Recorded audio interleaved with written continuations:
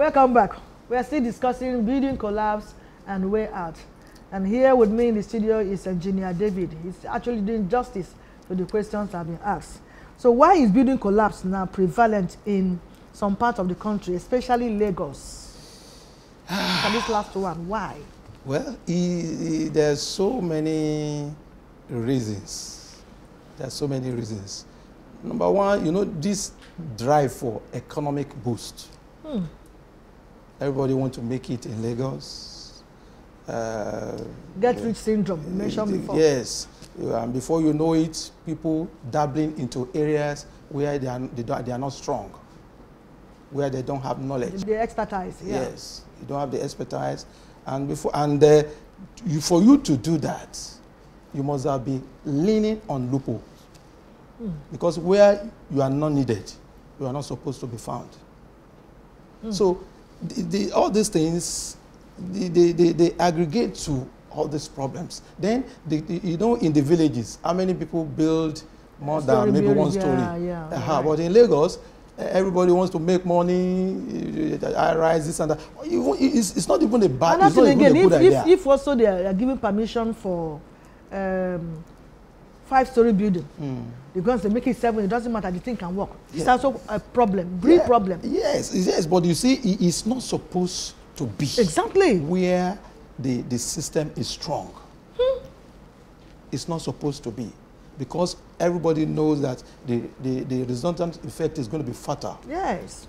Economic loss, societal loss, all sorts of losses, financial losses, and so on. So it's not supposed to be. There is something wrong somewhere, which I believe that various investigations that are being carried out now at various institutional levels, where they will arrive at a concluded position that will avert all these things, both now and in the future.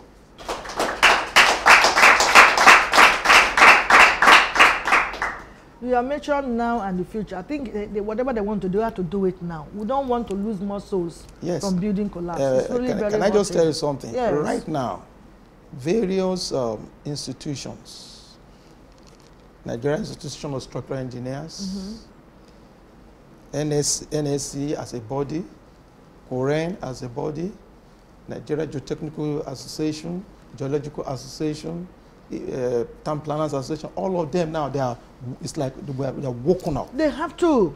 They just have to. So that... And all these small black legs in their midst, who are giving wrong information to the client, as you said now. Because if I have in mind to build 5-story building, I've already approached whoever to give me approval for 5-story building, and the approval was given. An engineer who I feel knows more than myself come and say, look, you can even make 7 buildings from this if you have the money. It doesn't matter, I can carry it. And you know, since I'm a novice, I don't know much, I would just agree, okay, at least it's not better, I make it 7. Since engineer has given me assurance that it can and that's where the problem comes in. Madam, let me correct that area. I don't think any engineer will do that. It's always a problem from the client. I will tell you. But the issue now is that... But why can't engineers say no? I want to say something in that area. No engineer is expected to build a structure that is supposed to be of a lower level and take it to a higher level. That I don't think any engineer will do that. You have used the word "it's expected," but it's happening.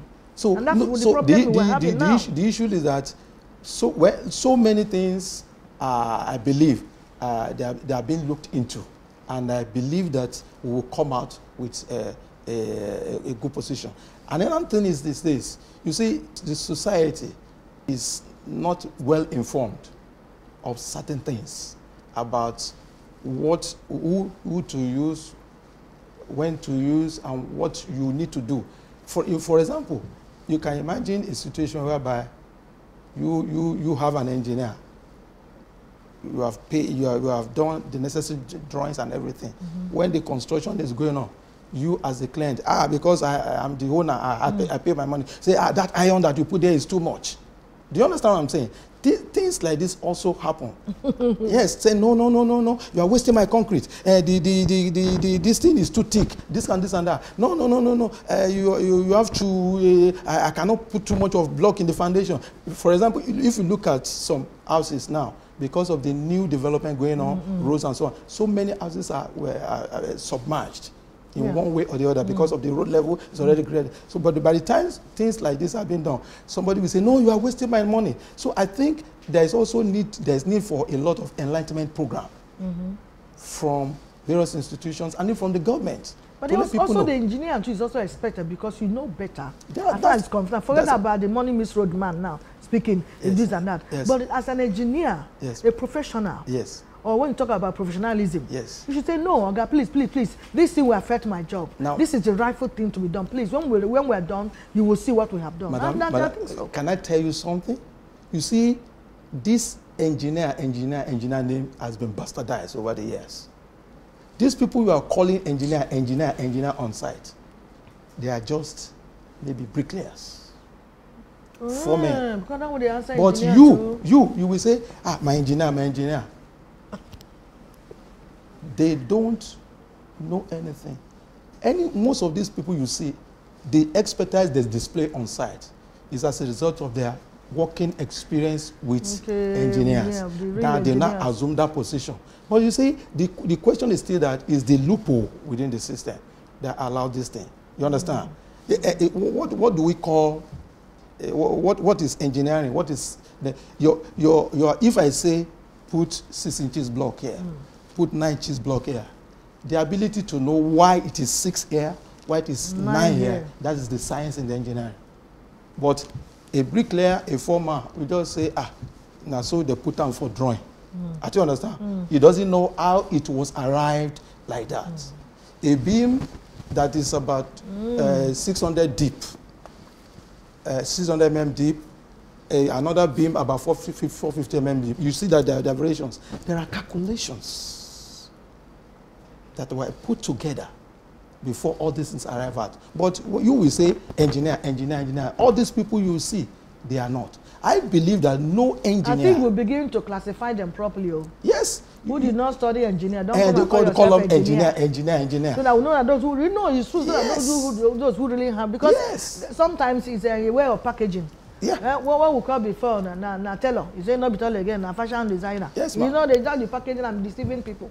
I think it's better we call a spade, so that we know exactly where this problem comes. Because that is why we are treating this. We want to trash where this problem or this building collapse lies. Yes. And that is what we say is majorly human error.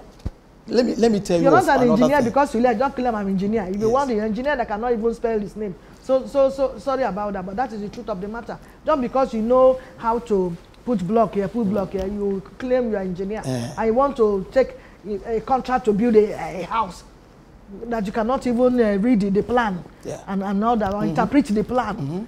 So please, I think we'll start begin to address people the way the issues the way it's supposed to be. We need a lot of enlightenment program. Yes. With the government, with synergy with institutions, engineering institutions, so that when this thing is done, nobody can come to you and bamboozle you and say, I am this, I am that. You want to say, yes, which school did you go to? Engineering program is minimum of 5 years in the university. I cannot imagine somebody will spend 5 years, you will do your professional exam and everything, and you destroy your integrity. That's why I said, I don't think any person called engineer will want to do that. All these people you see doing these things, they are not engineers at all. Well,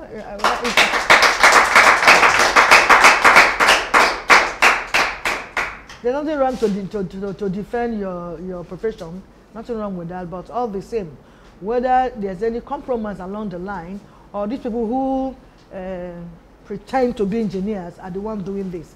The fact remains that we have lost a lot of souls. Yes. Many families are grieving because of this. Not just souls, the property, whatever. Please, let us do something right for once and know we do it well. I'm glad that you said those groups are already meeting now to really be serious. They really need it to be serious this time around. We'll take a break now. Vivid View, say and do it.